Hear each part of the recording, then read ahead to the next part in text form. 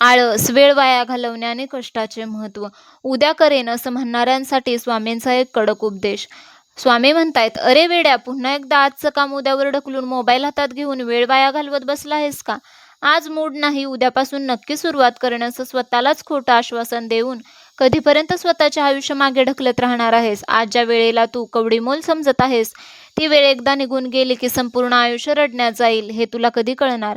हा व्हिडिओ आज तुझ्यासमोर उगीच आलेला नाही. जेव्हा जेव्हा तू आळसाच्या विळख्यात अडकतोस आणि स्वतःचे भविष्य अंधारात ढकलतोस, तेव्हा तुला वेळेची किंमत समजावून सांगण्यासाठी मला यावं लागतं. हा आळस आणि ही चालढकल करणे आता बंद कर. शांत चित्ताने ऐक. आज तुझा हा स्वामी तुला यशाचा आणि कष्टाचा खरा मार्ग सांगत आहे. मनातली ही मरगळ बाजूला काढ, ताठ उभा राहा आणि माझ्या शब्दांवर विश्वास ठेव. भिवू नकोस, मी तुझ्या पाठीशी आहे. तू नेहमी विचार करतोस की ज्यांच्याकडे आज यश आहे, जे लोक मोठे झाले आहेत, ते खूप नशीबवान होते. पण वेड्या, तू त्यांचे कष्ट पाहिलेच नाहीस. नशीब देखील फक्त त्याच माणसाची साथ देते, जो कष्टाचा घाम गाळायला तयार असतो.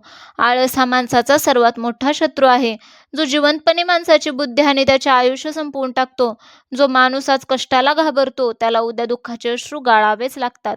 वेळ ही या विश्वातील सर्वात मौल्यवान गोष्ट आहे, जी कोणासाठीही थांबत नाही. गेलेला पैसा परत मिळवता येईल, गेलेली नाती कदाचित परत जोडता येतील, पण गेलेला एक सेकंदही जगातील कोणतीही संपत्ती तुला परत मिळवता येणार नाही.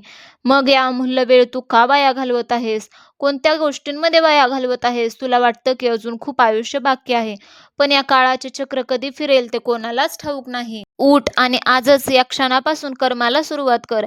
जेव्हा तू मनात कोणतीही शंका न ठेवता पूर्ण हिमतीने कष्ट करतोस, तेव्हा तुझ्या कष्टाचे फळ देण्याची जबाबदारी माझी असते. मी कधीही कोणाच्या कष्टाचा एक थेंबही वाया जाऊ देत नाही.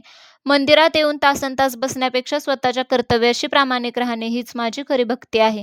मनातली मरगळ झटकून टाक, चेहऱ्यावर एक नवीन उत्साह आण आणि कामाला लाग. जोपर्यंत तुझा माझ्यावर विश्वास आहे, तोपर्यंत तुझा पराभव कधीच होऊ शकत नाही. मी तुझ्या सदैव पाठीशी उभा आहे. नेहमी लक्षात ठेव आणि कर्म करत राहा, प्रयत्न करत राहा. स्वामी तुझ्या अखंड पाठीशी आहेत. तुम्ही स्वामी भक्त असाल तर कमेंटमध्ये नक्कीच श्री स्वामी समर्थ लिहा.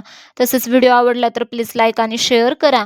तसेच चॅनलला अजूनही सबस्क्राईब केले नसेल तर जरूर सबस्क्राईब करा. इन्स्टा आणि FB वरती पाहत असेल तर जरूर फॉलो करा. धन्यवाद. श्री स्वामी समर्थ.